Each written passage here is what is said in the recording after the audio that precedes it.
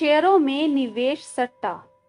तो दोस्तों कुछ लोग शेयरों में निवेश करने को सट्टेबाजी का नाम देते हैं। यहाँ तक कि दोस्तों इसे जुए के रूप में भी देखा जाता है। बट दोस्तों यह सही मायने में सच नहीं है। जब आप बाजार को अच्छी तरह परख कर एनालाइज करके किसी कंपनी के भविष्य के आसार ठीक से जानकर किसी शेयर में अपना पैसा डालते हैं तो आपके निवेश को बहुत कम खतरा होता है।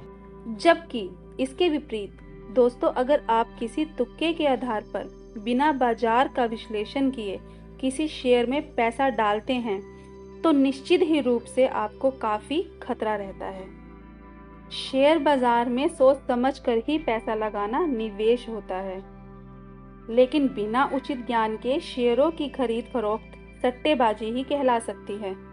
दोस्तों निवेश और सट्टेबाजी में फर्क इस बात पर निर्भर करता है कि आप शेयरों के जरिए पैसा कमाने के लिए कितना खतरा उठाने को तैयार हैं।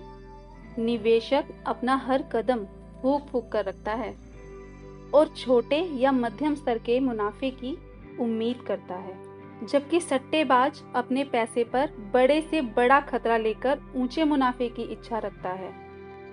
सट्टेबाज तो इस ताक में रहता है कि शेयर के दामों में होने वाले उतार चढ़ाव पर अल्पकालिक मुनाफा कमा ले, उसके लिए लाभांश का ज्यादा मतलब नहीं होता है। यहाँ तक कि यह भी देखा गया है कि ज्यादातर जो सट्टेबाज हैं वो शेयर बाजार में अपना पैसा डालने की अपेक्षा उधार का पैसा प्रयोग करना ज्यादा पसंद करते हैं। वहीं दूसरी ओर एक निवेशक आमतौर पर अपनी निजी राशि का प्रयोग करता है और उसका मुख्य उद्देश्य होता है कि शेयर के मूल्य में दीर्घकालीन वृद्धि और लाभांश के रूप में अतिरिक्त आमदनी।